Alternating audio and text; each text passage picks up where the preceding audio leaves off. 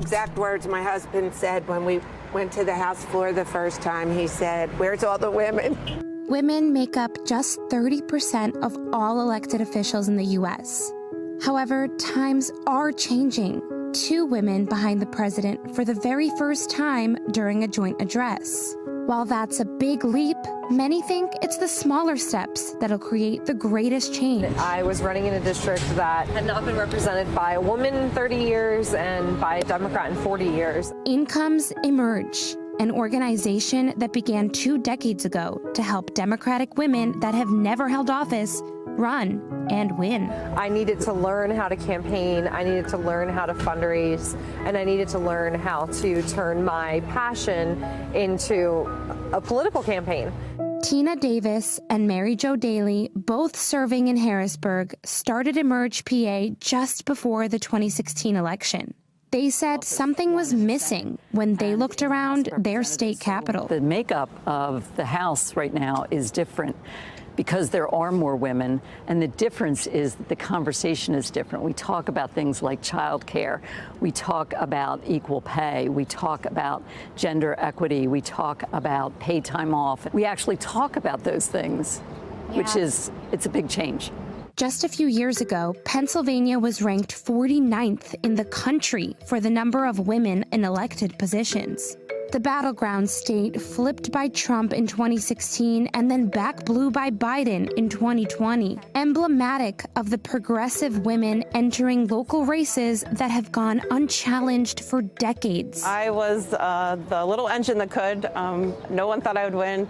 The seat that I flipped had been held by a Republican for forever, and I won with hustle and boots on the ground. Representative Mary Gay Scanlon was part of the wave of women elected to Congress in 2018, when a historic 255 women ran for office in both parties. Can you describe how it felt that day? Oh, it was really exciting because at that time, Pennsylvania had the largest congressional delegation with no women in it.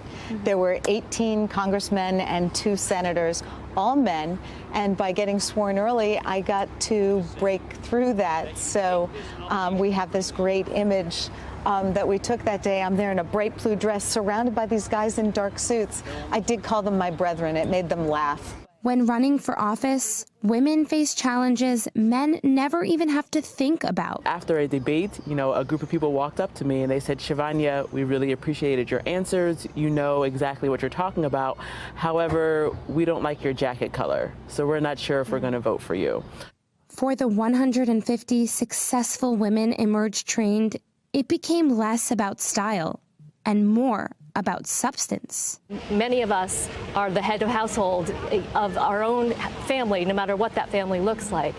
And having that kind of laser focus on what actually life is like for people makes us better leaders, makes us better voters, it makes us more active. These women are far from so-called career politicians. Instead, they're using their work experience to change the status quo in their communities. Maria Collette was a trauma nurse before she ran for state senate in 2018. I had never run for office before. I had never even thought about running for office before. I had no idea that this skill would suddenly become useful.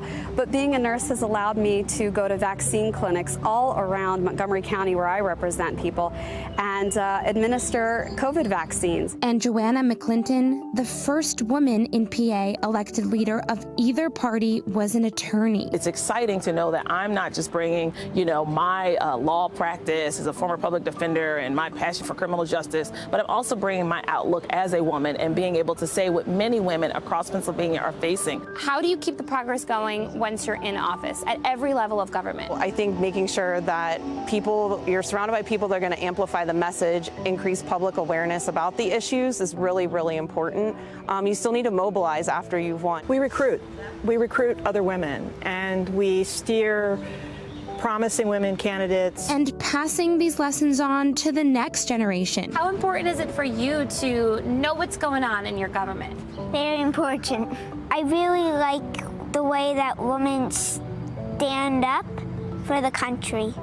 With each generation, building on the last. Do you want to be elected yourself one day? Do you want to be in government? Yes.